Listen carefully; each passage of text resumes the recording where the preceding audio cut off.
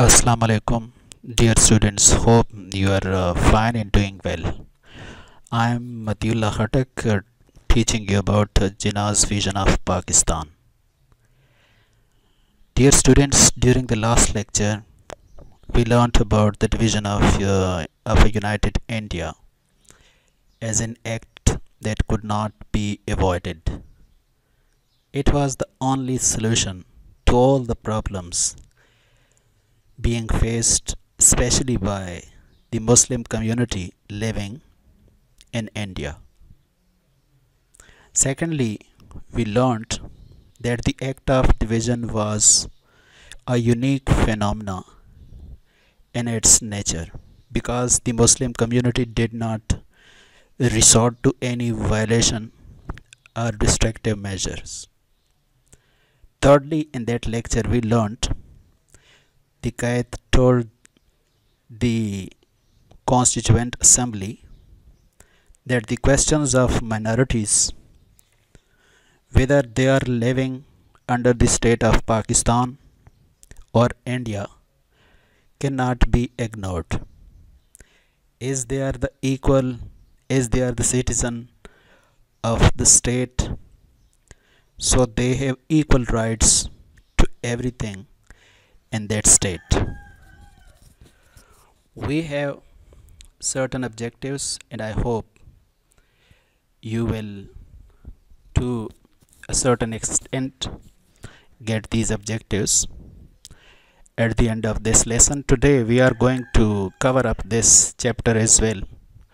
Tomorrow we will discuss the questions given in the exercise in detail. But at the end of this lesson, you must be able to know about the following points. The Qaid's vision regarding the future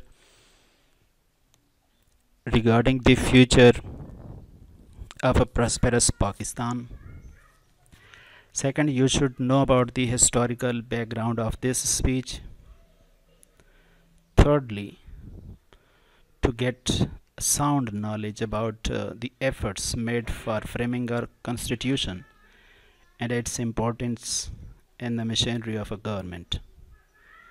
The partition of a united India as the sole solution to disparity that existed between the Muslims and the Hindus.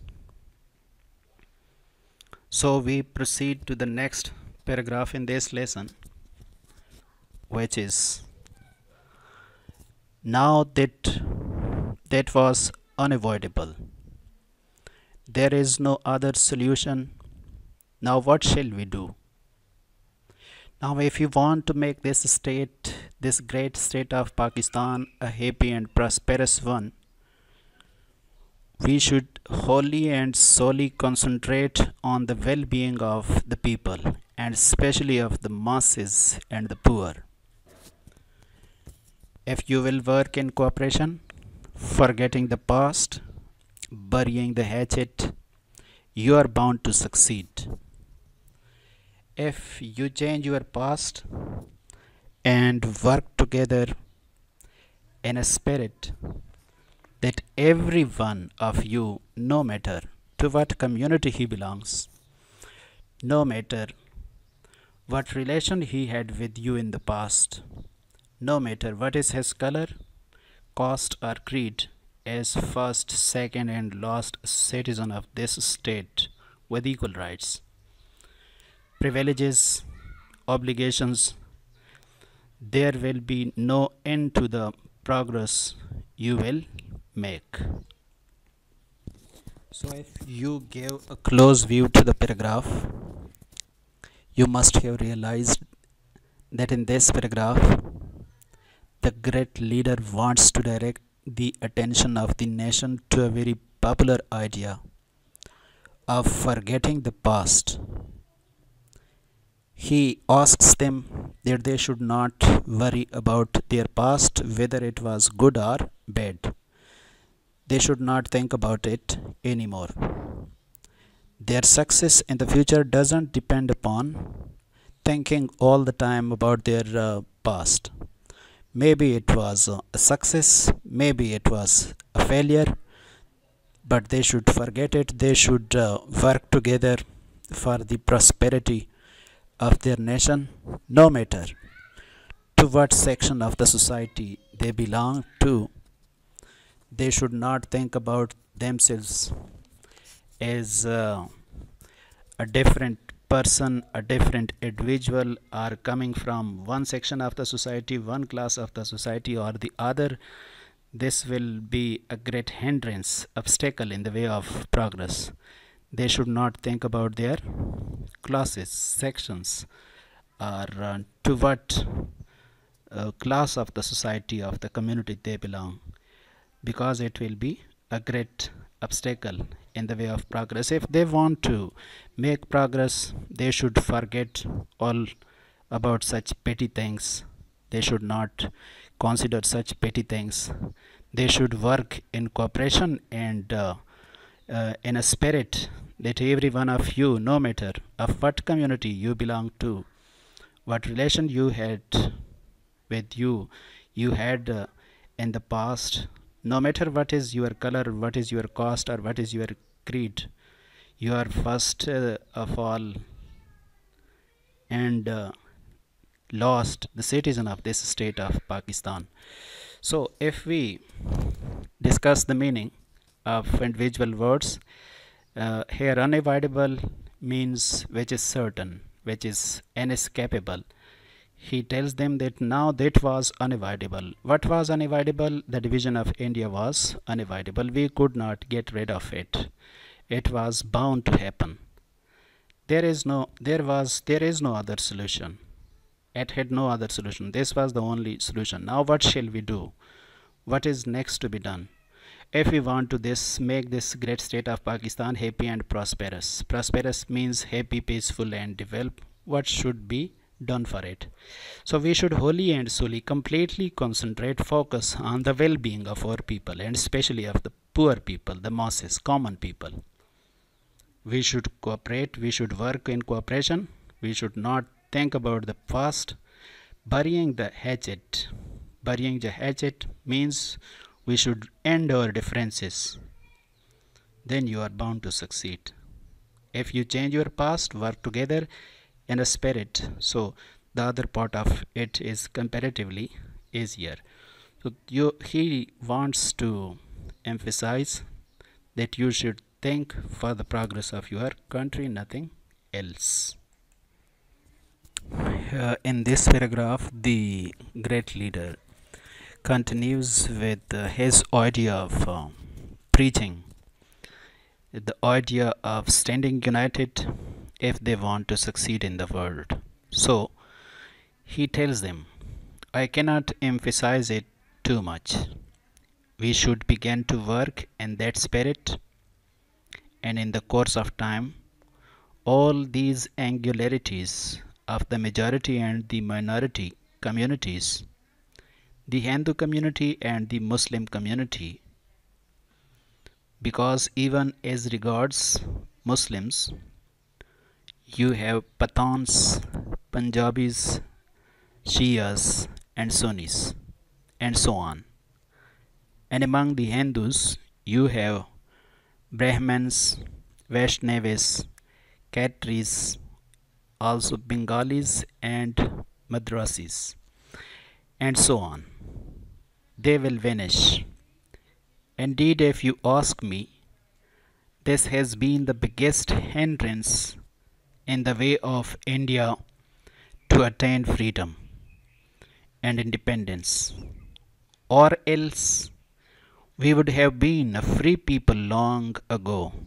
No power can hold another nation, especially a nation of 400 million souls in subjection.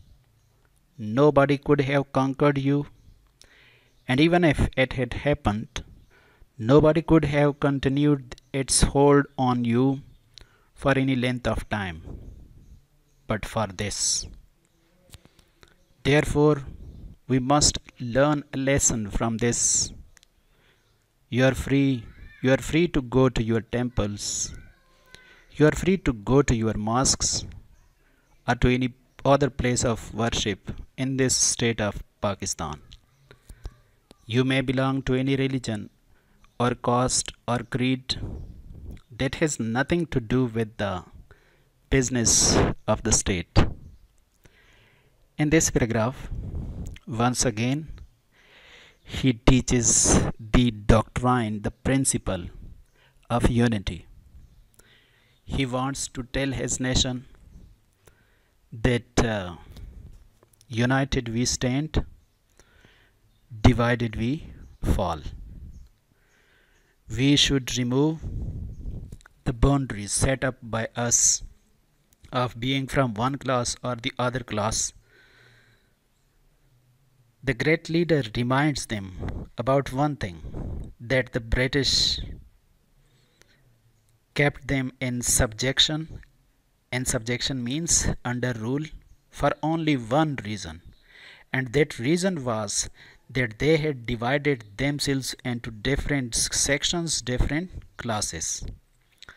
For example, he referred to the four classes that the Indian society has divided itself into. Those four classes: the Brahmins. So the Brahmins, they are traditionally the priest, the highest class in the Indian society. They are traditionally priests or teachers. They make up a very small population of the Indian society. So Brahmins. After Brahmins, we have Vaishnavis, Koshtri. We say it in Urdu as Koshtri. They are also known as the Rajniyas. They are traditionally the rulers, administrators, and military officers and warriors to give protection to the elite class, to the gentlemen. And then we have the Khatris. This one is the second in rank. The second in rank after Brahmins are Khatris, and the third one is Vaishnavis, and the fourth one is Shudras. We call them in Urdu as Shudras. Khatris are called Kushtris, and Vaishnavis in Urdu we call them Vaishnavas. So Khatris are known the Rajniyas. They are traditionally the rulers, administrators, and military officers, warriors. They fight to give protection to the elite or gentlemen of the society. Then we have this Vaishnavas in Urdu. The artisan, tradesmen, merchants, farmers, they are responsible to make up this class of the society. And then we have the Shudras in Urdu. The laboring class is called the Shudras. They are living this class, Shudras, they are living the worst kind of life ever since. So this is the class system, and the great Qaid referred to them. This class system was destructive. They could not defeat the British because they were divided into these classes. They could not stand united, so they could not overthrow the British government. But the great leaders tell them that these classes will vanish with the passage of time, with the course of time. They will come to end. Indeed, if you ask me, this has been the biggest hindrance in the way of India to attain freedom and independence. This has been the biggest obstacle, hindrance, obstacle, impediment, obstruction, as you can see in the vocabulary list. It was the only problem for the Indian society to get freedom of the British Empire, because they were not united, they were divided. Or else we would have been a free people long ago.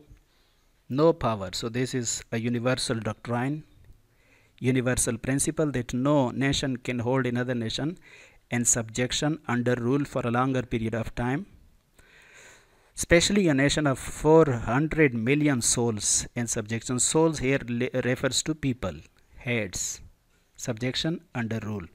Nobody could have conquered you. Nobody in the world could have conquered you, could have defeated you. Even if that